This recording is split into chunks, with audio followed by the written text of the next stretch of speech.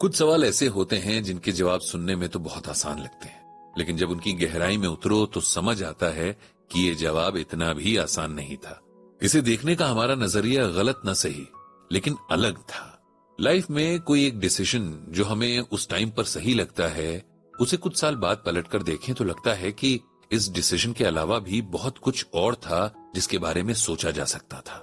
Life की छोटी मोटी सिचुएशंस के प्रति जो हमारे रिएक्शंस होते हैं, वो मोमेंट गुजर जाने के बाद हमें लगता है कि इस पर हम किसी और तरीके से भी रिएक्ट कर सकते थे। इस तरह जाने कितनी बातों का बोझ हम अपनी आत्मा पर लाद कर चलते जाते हैं और फिर शिकायत करते हैं कि हमें कभी सुकून नहीं मिलता। श्रीमद् भगवत गीता हमारी अंतरात्मा से इसी बोझ को कम करती है। ब्रजभूषण जी और पंडित जी जब भी कहीं गीता ज्ञान का सेशन करने जाते हैं, तब एक बात हमेशा कहते हैं कि जितना हो सके उतना बोझ गिराते रहिए। जैसे हम कम से कम साल में एक बार दीपावली पर अपना घर साफ करते हैं, पुराना कबाड़ हटा देते हैं ताकि नई चीजों के लिए जगह बना सके, उसी तरह हमें अपना मन भी टाइम टू टाइम साफ करते रहना चाहिए ताकि नए थॉट्स और एक्सपीरियंसेस के लिए जगह बनी रहे।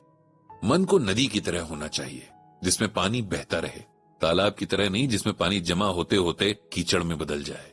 पंडित जी एक बार कहीं गीता ज्ञान का सेशन करने गए थे। इस सेशन में ज्यादातर लोग बड़ी एज के थे, मतलब 60 से ऊपर वाले थे।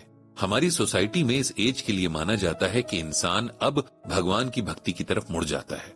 हालांकि ये एक गलत धारणा है, क्योंकि भगवान की भक्ति के लिए कोई फिक्स टाइम तो होता नहीं। और ये भी तो एक बात बड़ा फैक्ट है कि जिंदगी के बारे में किसी को नहीं पता कि कब खत्म हो जाए। इसीलिए इंसान को भगवान की भक्ति के लिए अगले पल का भी इंतजार नहीं करना चाहिए। तो इस सेशन में जो लोग थे, उन सबके पास लाइफ का एक बहुत अच्छा खासा एक्सपीरियंस था और इस एज तक आते आते हर चीज के लिए हमारे परसेप्शंस परमानेंट हो चुके होते हैं, उन्हें बदलना बहुत मुश्किल हो जाता है। पंडित जी ने सेशन में शामिल सभी लोगों से पूछा कि आप गीता ज्ञान के जरिए अपनी लाइफ की किस परेशानी का हल चाहते हैं। ग्रुप में से एक लेडी जिनका नाम अर्चना था, उन्होंने कहा कि मैं एक सवाल का जवाब ढूंढ रही हूँ, अगर आप मुझे गीता ज्ञान के जरिए बता सकें तो बहुत मेहरबानी होगी। पंडित जी ने कहा कि बताइए आपका क्या सवाल है। अर्चना जी ने कहा कि मैं कभी भी 2 मिनट के लिए भी अपने मन को शांत नहीं कर पाती हूँ। हर वक्त कुछ न कुछ मेरे दिमाग में चलता रहता है। बहुत कोशिश करती हूँ मेडिटेशन करने की, लेकिन सब बेकार हो जाता है। क्या श्रीमद् भगवत गीता में मेरी इस प्रॉब्लम का भी कोई सोल्यूशन है? पंडित जी ने अर्चना जी से कहा कि गीता में बेशक हर सवाल का जवाब है, लेकिन गीता में जवाब ढूंढने से पहले हमें अपने आप से यह सवाल पूछना चाहिए कि क्या हम वाकई जवाब पाना चाहते हैं। ये सवाल इसलिए कि जवाब जानकर हम क्या करने वाले हैं, उस डायरेक्शन में काम करेंगे या चुप बैठ जाएंगे।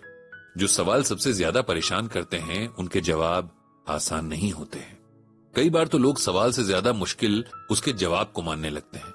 इसीलिए पहले खुद से पूछना चाहिए कि क्या मैं उस जवाब को हैंडल कर पाऊंगा या कर पाऊंगी। अगर जवाब हां मिले तभी आगे बढ़ना चाहिए। उसके बाद पंडित जी ने अर्चना जी से कहा, आप अपने मन को कुछ ऐसे समझिए कि एक बहुत शांत झील है। उसका पानी इतना साफ है कि अगर उसमें देखें तो अपना चेहरा एकदम साफ नजर आता है, लेकिन जैसे ही चेहरा देखने बैठो तो कहीं से कोई पत्थर आता है और झील में गिर जाता है। झील के पानी में कई लहरें उठती हैं और आपका चेहरा गायब हो जाता है। फिर एक के बाद एक कई पत्थर आते जाते हैं और आपके लिए खुद को झील के पानी में देख पाना इम्पॉसिबल हो जाता है। फिलहाल आपका मन उस झील की तरह ही है जिस पर आपकी यादों के, थॉट्स के, एक्सपीरियंसेस के और ओपिनियंस के इतने पत्थर पड़ गए हैं कि आपको अपनी शक्ल उसमें दिखाई नहीं दे रही है। तो गलती न झील की है न उन पत्थरों की है जो झील में हलचल मचा रहे हैं। यहां अगर कोई गलती कर रहा है तो वो आप हैं, क्योंकि सिर्फ आप ही हैं जो उन पत्थरों को रोक सकती हैं। गीता हमें इन पत्थरों को काटने के हथियार देती है, लेकिन हथियार चलाना तो हमें ही है। इसे ऐसे ही समझिए कि अगर आप जंगल में हैं और आपके हाथ में बंदूक है, आपको बंदूक चलानी भी आती है, लेकिन इसका फायदा आपको तभी मिलेगा अगर कोई जानवर आपके ऊपर हमला कर दे और आप उस वक्त बंदूक चला पाएं। पंडित जी ने आगे कहा कि मैं आपको एक कहानी सुनाता हूं। हम अक्सर सोचते हैं कि भगवान हमसे क्या चाहते हैं, हम ऐसा क्या करें कि वो हमसे खुश हो, हमारी सुध ले। एक बार एक बहुत बड़ा सेठ था। वो चाहता था कि उसके कमाए हुए पैसे दान पुण्य में इस्तेमाल हो। एक बार उसके शहर में एक बहुत बड़े साधु महात्मा आए। वो एक मंदिर में ठहरे थे। सेठ उनके पास गया और बोला, महाराज मैं कुछ दान करना चाहता हूं, आप मुझे बताएं कि कितना दान करूं। साधु ये सुनकर चुपचाप अपनी जगह से उठकर चले गए। उसके बाद अगले दिन फिर वो सेठ साधु के पास आया और बोला, महाराज, मैं मंदिर बनवाना चाहता हूं, आप मुझे बताएं कि मुझे कैसे क्या करना चाहिए। साधु ये सुनते ही आंखें बंद करके ध्यान में बैठ गए और आंखें खोली ही नहीं। सेठ बेचारा इंतजार करता हुआ थक गया और वापस लौट गया। अब अगले दिन वो सेठ सुबह सुबह उस मंदिर के बाहर पानी के मटके लेकर बैठ गया और जो आता उसे पानी पिलाता। इस तरह भरी दोपहरी में भी वो वहीं बैठकर लोगों की सेवा करता रहा। शाम होते होते वो थककर चूर हो गया और उसके सारे मटके भी खाली हो गए। तभी उसने देखा कि खुद साधु महाराज अपने हाथ में पानी का लोटा लिए आ रहे हैं। साधु महाराज उसके पास आए और उसे पानी पीने को दिया। ये देखकर सेठ खुशी से गदगद हो उठा। बोला कि महाराज, 2 दिन से तो आप मेरी तरफ देख ही नहीं रहे थे और आज आप खुद चलकर मेरे पास आ गए हैं। मैं इसकी वजह जान सकता हूं? संत बोले कि आज तुम समझ गए हो कि भगवान तुमसे क्या चाहते हैं, इसीलिए उन्होंने मुझे तुम्हारे पास भेजा है और तुम्हारी दिन भर की मेहनत भी भगवान के खाते में दर्ज हो गई है। तो हम सबको ये पता होना जरूरी है कि भगवान हमसे क्या चाहते हैं। अगर ये पता हो तो आगे की राह बहुत आसान हो जाती है।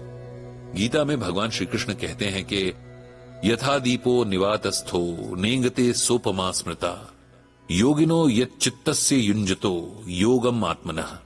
जिस प्रकार बिना हवा वाली जगह में दीपक की ज्योति झिलमिलाहट नहीं करती, उसी प्रकार से संयमित मन वाला योगी आत्मचिंतन में स्थिर रहता है।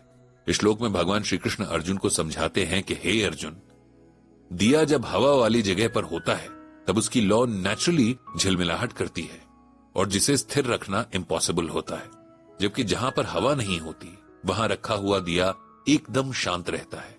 इसी तरह हमारा मन भी नेचुरली यहां वहां भागता है और उसे कंट्रोल में रखना मुश्किल होता है।